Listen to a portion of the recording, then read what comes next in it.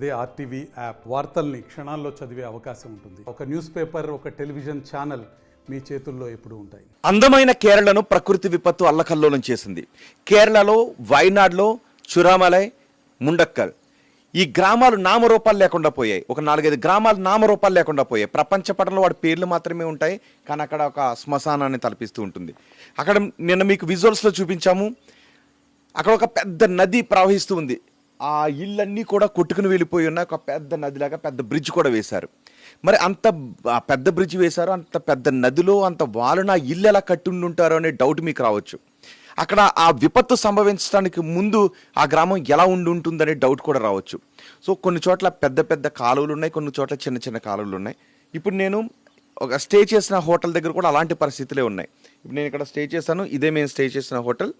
ఇక్కడ మీకు చూరమలలో ప్రమాదం జరగటానికి ముందు ఎలా ఉండేది ఆ గ్రామం అనే వివరించే ప్రయత్నం చేస్తాను. ఒక్కసారి అక్కడ చూడండి, అక్కడ ఒక చిన్న పిల్ల కాలువ ప్రవహిస్తుంది కదా. ప్రవాహ వేగం మాత్రం చాలా ఎక్కువే ఉంది, కానీ దాని విడ్త్ మాత్రం చాలా తక్కువగా ఉంది. వాటర్ ఫ్లో మాత్రం చాలా ఎక్కువగా ఉంది. అంటే ఎగువన కురిసినటువంటి వర్షాలు, అటు ఇంకా కొండలు ఉన్నాయి. ఆ ఎగువన కురిసిన వర్షాల కారణంగా ఆ చిన్న కాలువ ప్రవాహం గట్టిగానే ప్రవహిస్తోంది, కానీ అది చాలా చిన్న కాలువ. ఇప్పుడు నేను ఇక్కడ ఉన్న చోట ఈ హోటల్ ఉంది, అటు ఇంకా ఇల్లులు ఉన్నాయి. అటు చూస్తూ ఉంటే ఈ పక్కనే రోడ్డు ఉంది, వెహికల్స్ అన్నీ కూడా చురామలకి వెళ్తున్నాయి. అండ్ ఇక్కడ ఒక పెద్ద కొండ ఉంది చూడండి, ఇది ఒక పెద్ద కొండ. ఈ కొండ ఇలా దిగువన ఆ చిన్న కాలువ ఉంది, ఇదంతా వాలుగా ఉంది.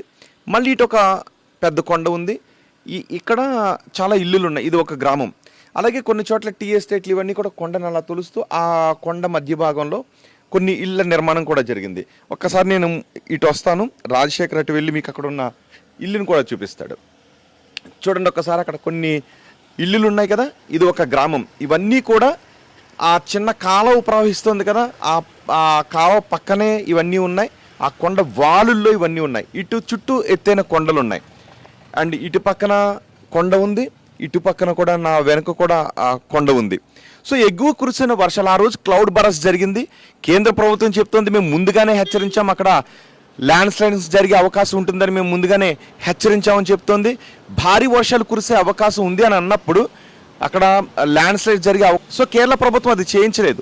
పినరయి విజయ్ ప్రభుత్వం కొంత తప్పు ఉందని మనం ఖచ్చితంగా చెప్పొచ్చు. చూడండి, ఇది ఒక కొండ, అది ఒక కొండ. ఈ కొండ మధ్యలో ఈ లోయ లాంటి ప్రాంతం, అక్కడ నుంచి చిన్నగా ప్రవహిస్తున్న కాలువ. ఇప్పుడు చూడండి, ఇదే కొండ, ఈ కొండ పైనుంచి ఒక ప్రవాహం పొంగితే ఎలా ఉంటుందో ఒక్కసారి ఆలోచించండి. కనీసం ఊహించగలరా ఎంత భయానకంగా ఉంటుంది? సరిగ్గా ఆ రోజు జరిగింది ఇదే.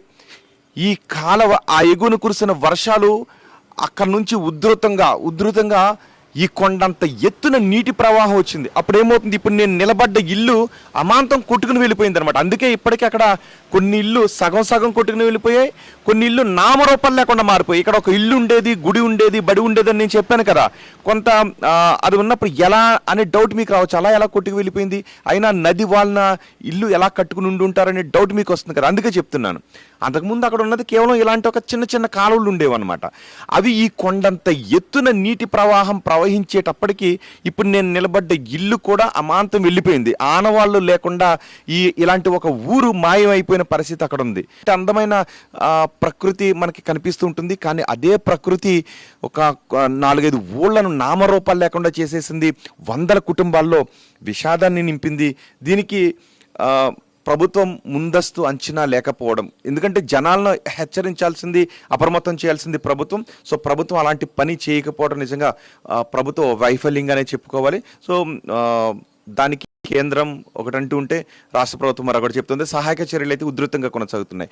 మళ్ళీ నేను ఇప్పుడు ఆ సహాయక చర్యలు కొనసాగుతున్న చోటుకు వెళ్తున్నాను. ఎందుకంటే ముండక్కల్కి బ్రిడ్జ్ వేశారు, ముండక్కల్లో సహాయక చర్యలు కొనసాగుతున్నాయి. అక్కడ నుంచి మీకు దృశ్యాలు చూపిస్తాను. బిఫోర్ దట్ అంతకుముందు ఆ ప్రకృతి విపత్తుకు ముందు ఆ ఊరు ఎలా ఉండేది అని మీకు క్లియర్గా చూపించే ప్రయత్నం చేశాను. మరిన్ని వీడియోస్ కోసం ఛానల్ ని సబ్స్క్రైబ్ చేయండి. లేటెస్ట్ అప్డేట్స్ కోసం వాట్సాప్ ఛానల్ ని ఫాలో చేయండి. అండ్ లింక్ డిస్క్రిప్షన్ లో ఉంది.